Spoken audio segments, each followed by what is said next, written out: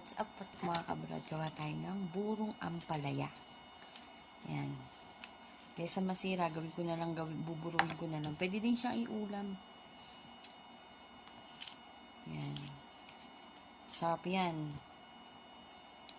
Buburuhin lang natin siya.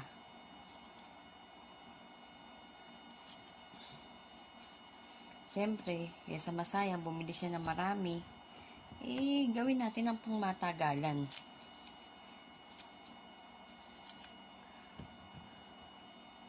Hugasan lang natin yan. Walang piga-piga. Diretso hugas lang, diretso lagay na yung mga ingredients. Ingredients daw. Uy, para namang hindi.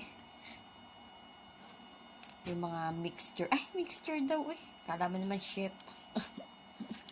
So, yan. Alisin lang natin yung mga buto.